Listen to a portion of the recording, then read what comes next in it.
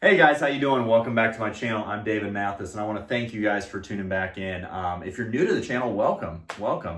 Take a look at some other videos. I have hundreds of them on this channel. Hopefully some of them help you out. And please, don't forget to like, subscribe, and share. Hit that little notification bell because I am putting out a lot of content, multiple videos a week. So today's video is my Ask the Coach segment, okay? So what I do is I get questions from people through Instagram, through my clients, things like that. And if you don't know my Instagram, I'm going to leave it in the description box below, but it's at mathasfitness, M-A-T-H-A-S fitness.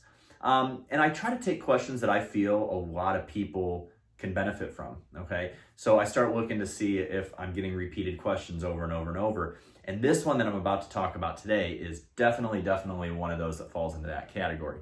It's all about cardio, okay? But in particular, the question was, what is the best form of cardio for bodybuilding? And I love this. I love this question because a lot of people find cardio boring, right? A lot of people fear cardio because they're afraid they're going to lose their gains, right? And rightfully so. I mean, there are some people that take cardio to a really far extent, and it can hinder, muscle gain, okay? But I want to talk to you today about what I feel is the best form of cardio for bodybuilding. Now remember, this is context specific. We're doing it for bodybuilding, all right? We are not, bodybuilders are not endurance athletes, so we are not needing to, do the same type of cardio that cyclists or runners or things like that, swimmers might have to do. But cardio is still very important when it comes to bodybuilding, okay? Increases mitochondria in the cell, helps with endurance during your training session, better oxygen flow through your body, which also equals better nutrient partitioning to your muscles. So cardio is something that you definitely want to keep into your regimen if you're a bodybuilder. Now, a lot of people in their off season or improvement season will not do cardio, and I think that's wrong. I think that's actually a very important time to do cardio because usually your calories are in a surplus, right? And we want to make sure that we're maintaining body composition. We're also wanting to make sure that we are partitioning those nutrients that we're taking in, the carbs, the fats, the proteins, right? So that they can be shuttled for repair and growth, not so much for storage and fat, okay? So I think that cardio in the off season is very important to keep in if you are a bodybuilder. Now, how much?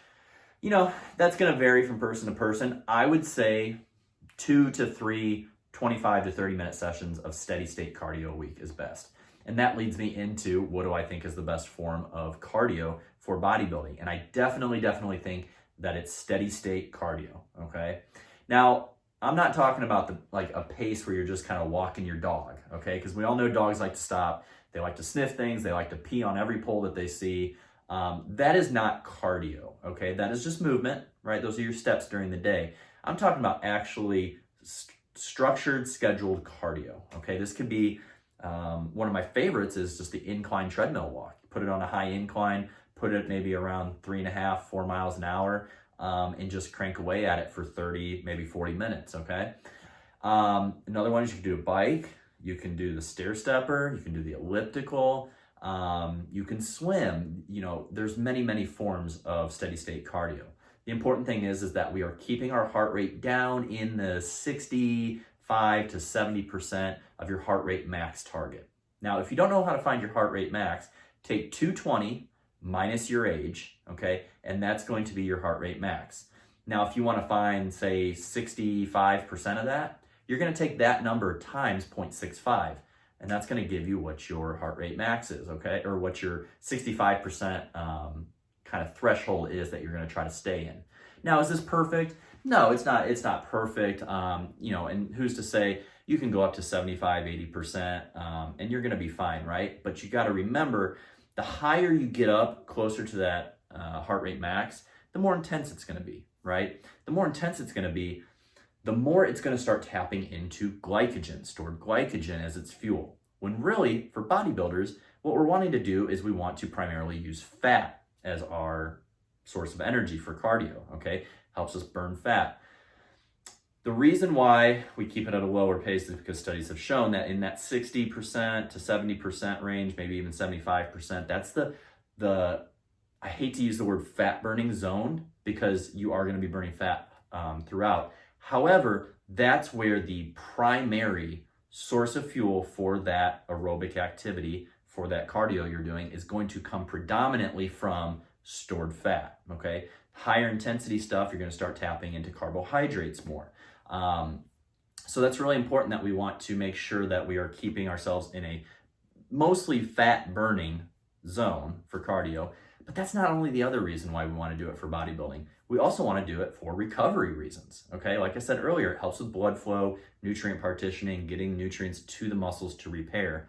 When we start doing too much high intensity cardio, I'm talking like HIIT cardio, sprints, intervals, things like that. This is going to get us more into our anaerobic zone. And what that entails is it's very similar to the same type of energy pathway that we use for weight training, okay? It's a very anaerobic sport. So we don't want to pile one anaerobic activity, I should say, on top of another. That's going to really, really hinder recovery, okay?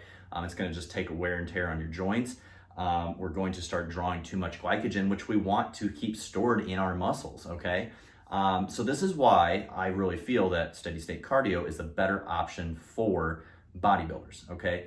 Now, can you throw in some sprints and some HIIT work here and there? Absolutely. But does your cardio want to be predominantly made up of this? I don't think so. I think that is a recipe for disaster in the long run. Now, I will say that with a caveat, if that's the only way and the only time that you have is to get in a quick HIIT session, that's obviously going to be better than nothing, right? But remember, that is, if you're in the off season, you've got a lot more nutrients to play with, okay? So getting away with that is going to be a little bit easier, but you want to predominantly be in that fat burning zone, where fat is the primary source of fuel for that activity. So that's where you're going to be in that 60 to 70, maybe 75% range of your heart rate max. Now, you're not always going to be wearing a monitor, right? So it's going to be hard to tell. This is how I suggest people gauge it. Go at a pace where you would have trouble carrying on a conversation with somebody next to you, okay? You can still do it, but it would be troublesome, right? So you're like this, like trying to talk like this, and you're breathing like that. Like, that's a pretty good judgment of pace, okay? Now, when you start going into a contest prep, okay, and you start just going into a fat loss phase, say you've gone through your off season, you've built up, you're a bodybuilder, you've maybe put on a little bit of fat, which is very normal, right? And now it's time to take it off. As you're getting deeper into a deficit or into a cut, you're gonna wanna mind recovery. And that's where the steady state cardio definitely is superior, in my opinion, to the HIIT cardio, because it's not as taxing on your central nervous system, okay? You're not repeatedly taxing your central nervous system with high intensity activity. So to summarize things, if you're a bodybuilder, can you do HIIT cardio occasionally? Yes, absolutely. Is it fun? Absolutely. But for a predominant source of cardio, I would stick with steady state of incline treadmill walking, maybe biking. You could do the stair stepper, elliptical, anything you really want, but try to keep your heart rate in that 60 to 75% range. Go for 30 to 40 minutes perhaps, and make sure that you are aiding in that recovery, because cardio can be a very, very good recovery tool from weight training, as long as you don't take it to an extreme. So hope you guys got something from this. It's a very popular question. This is something that a lot of people get hung up on.